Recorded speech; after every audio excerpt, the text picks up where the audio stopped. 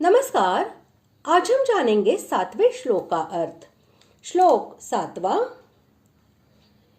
इहैकस्थै जगत्कृत्स्नं पश्याद्य सचराचरं मम देहे गुडाकेश यच्चान्यद् द्रष्टुमिच्छसि।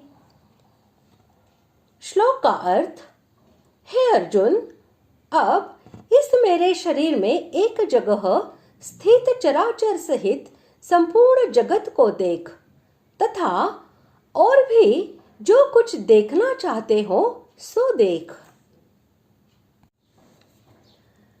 यहाँ अर्जुन को गुडाकेश नाम से संबोधित करके भगवान यह भाव दिखलाते हैं कि तुम निद्रा के स्वामी हो, अतः सावधान होकर मेरे रूप को भली भांति देखो ताकि किसी प्रकार का संशय या भ्रम न रह जाए।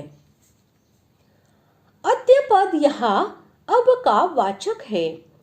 इससे भगवान ने यह भाव दिखलाया है कि तुमने मेरे जिस रूप के दर्शन करने की इच्छा प्रकट की है उसे दिखलाने में जरा भी विलंब नहीं कर रहा हूँ।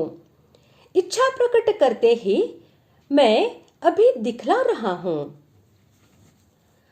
पशु, पक्षी, कीट, पतंग और देव, मनुष्य आदि चलने फिरने वाले प्राणियों को चर कहते हैं तथा पहाड़, वृक्ष आदि एक जगह स्थिर रहने वालों को अचर कहते हैं।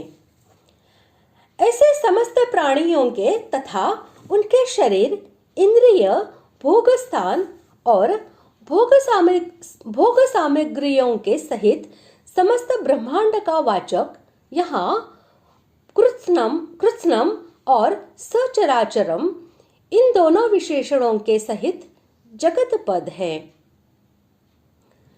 यह पद देहे का विशेषण है। इसके साथ एकस्थम पद का प्रयोग करके भगवान ने अर्जुन को यह भाव दिखलाया है कि मेरा यह शरीर जो कि सारथी के रूप में तुम्हारे सामने रथ पर विराजित है, इसी शरीर के एक अंश में तुम समस्त जगत को स्थित देखो। अर्जुन को भगवान ने 10वें अध्याय के अंतिम श्लोक में जो यह बात कही थी कि मैं इस समस्त जगत को एक अंश में धारण किए स्थित हूँ, उसी बात को यहाँ उन्हें प्रत्यक्ष दिखला रहे हैं। और भी जो कुछ तू देखना चाहता है सो देख।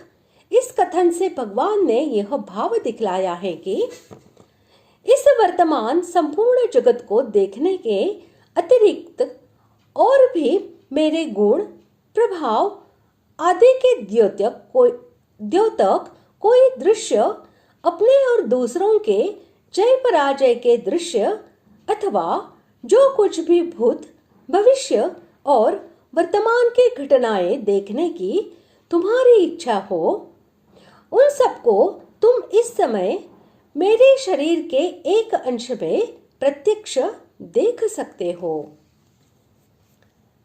इस प्रकार आज हमने 7वें श्लोक का अर्थ जान लिया है। अगले भाग में जानते हैं 8वें श्लोक का अर्थ। धन्यवाद।